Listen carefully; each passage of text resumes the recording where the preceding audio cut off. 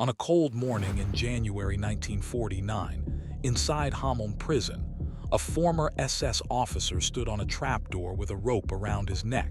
9 years earlier, he had given an order that would make him one of the most hated men in Europe. This is the painful execution of Fritz Knöchlein and the massacre that led him there. Most people have never heard his name, but Fritz Knöchlein's story is one of the darkest chapters of the Second World War, a story of power, cruelty, and a debt that was finally paid at the end of a rope. He wasn't a famous general. He wasn't a household name like Himmler or Goering. But what he did on a single afternoon in a French field would follow him for the rest of his life and end it.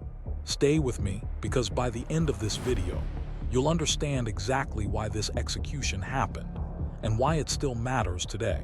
Before we go further into this dark history, if you're new here, this channel exists to uncover the true, documented stories behind WWII's darkest figures. No fiction, no exaggeration, just the facts told the way they deserve to be told. Hit subscribe, turn on notifications, and let's go back to where it all began. May 1940, northern France. The German army was tearing through Europe with terrifying speed. Among the units advancing was the 3rd SS Division, Totenkopf, the Death's Head Division. And leading one of its companies was a young, ambitious officer named Fritz Knöchlein. He wasn't just a soldier, he was a true believer. Knöchlein had joined the SS early, climbing the ranks through loyalty and ruthlessness.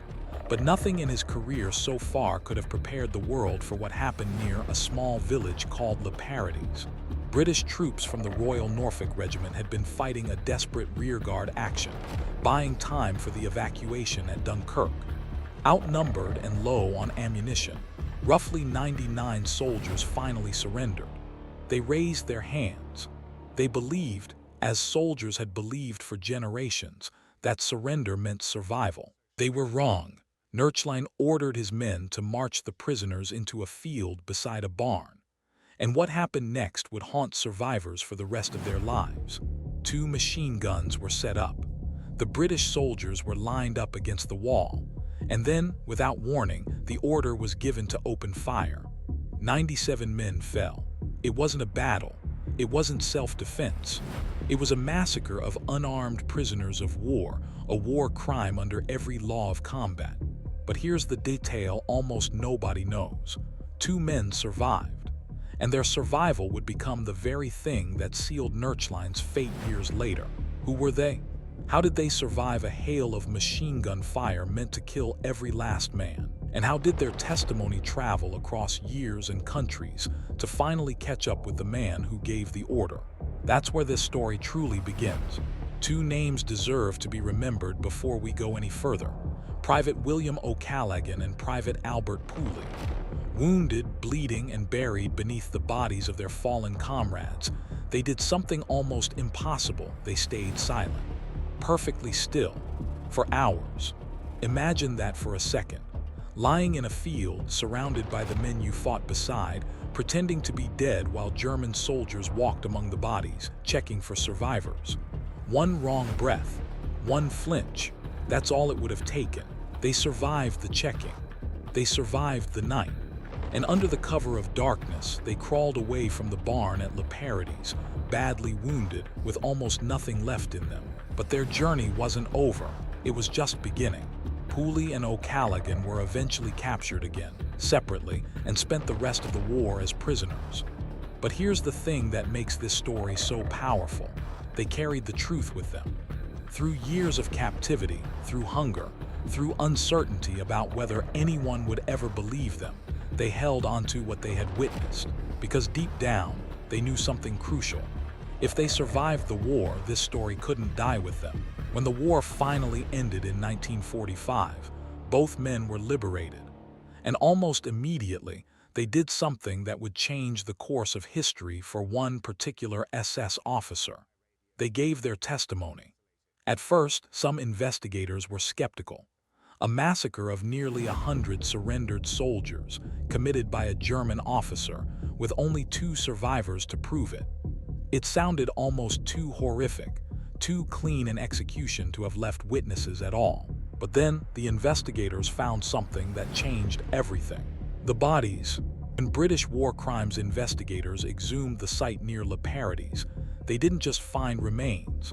They found the pattern, bullet wounds consistent with men lined up and shot at close range, not soldiers killed in open combat.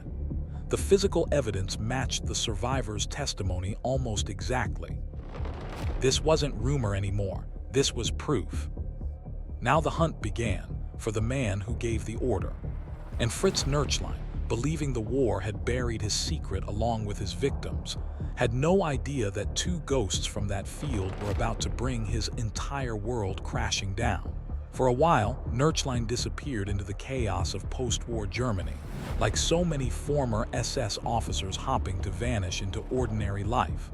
But British investigators were patient. They cross-referenced military records. They tracked movements. They built a case piece by piece, the way you'd assemble a puzzle from a picture someone tried desperately to burn. And then, in 1946, they found him.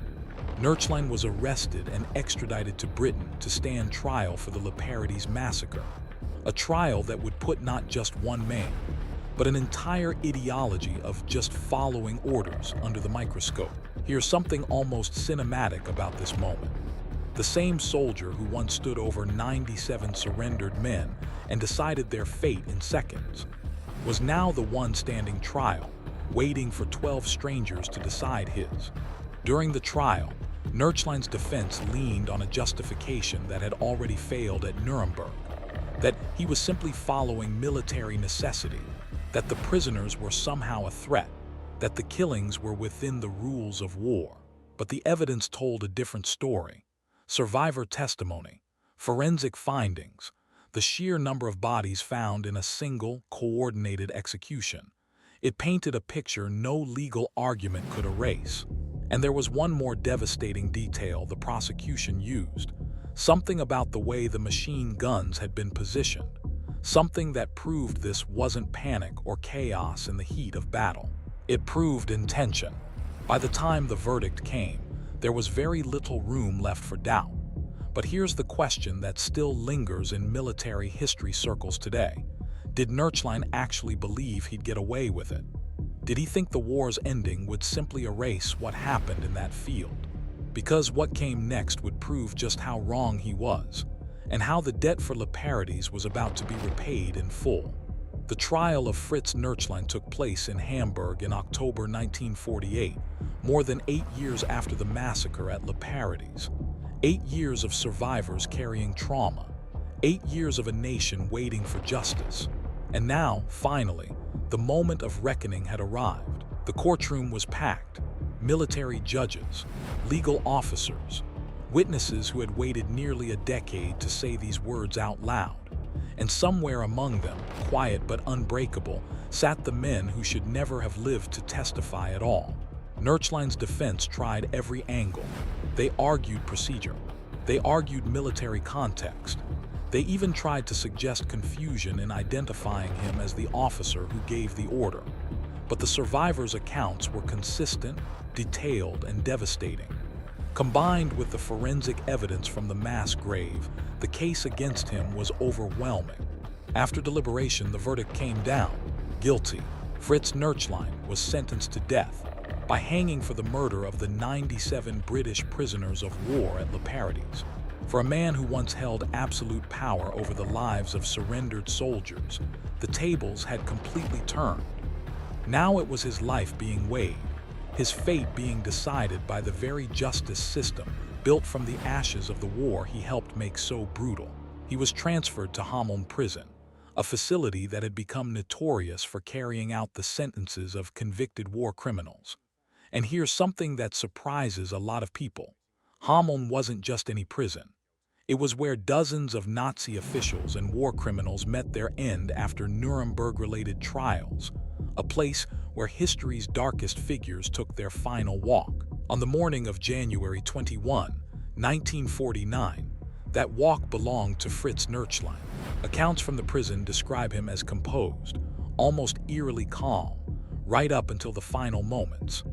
Some historians believe this composure came from a twisted sense of conviction that even facing death, he still believed his actions had been justified by the war.